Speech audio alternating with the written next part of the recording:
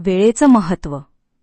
वेळेवर असणं हे केवळ शिस्त नाही, ती आपल्या नात्यांची, जबाबदारीची आणि आपल्यातील माणुसकीची खरी परीक्षा असते. वेळ न पाळणं म्हणजे नात्यांमधला आदर हरवणं. वेळ न पाळणं म्हणजे त्या नात्याला कमी महत्त्व देणं. समजा आपण कोणाला सकाळी 10 वाजता भेटायचं सांगितलं आणि तो माणूस आपला वेळ काढून लांबून येतो, तो वेळेवर पोहोचतो आणि आपण मात्र अर्धा तास उशिरा पोहोचतो.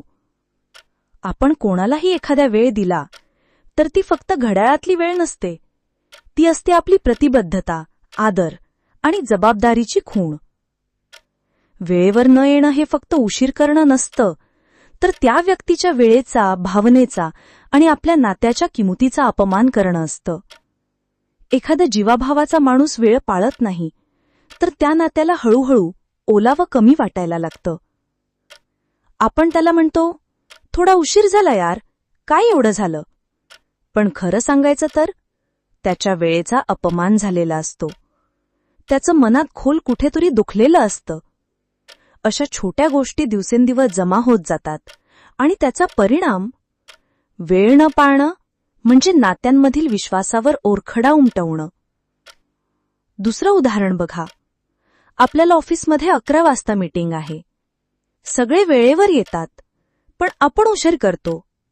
तिथे केवळ वेळच नव्हे तर आपली व्यावसायिक प्रतिमा, विश्वासार्हता आणि संधीही हरवत असते. वेळ पाळणं म्हणजे काय? नात्यांमधील आदर राखणं, दुसऱ्याच्या वेळेची किंमत ओळखणं आणि स्वतःचं शिस्तबद्ध आयुष्य जगणं. यशस्वी लोकांची एक सवय हमखास असते. ते वेळेच्या बाबतीत अतिशय काटेकोर असतात, कारण त्यांना माहीत असतं, वेळेवर पोहोचणं म्हणजे नशिबावर नाही तर स्वभावावर अवलंबून असतं. म्हणूनच वेळ द्या तेव्हा पाळा, कारण वेळ निभावणं म्हणजे नातं निभावणं. आपला दिवस आणि रात्र चिंतनशील आणि प्रेरणादायी जाओ. श्रीराम.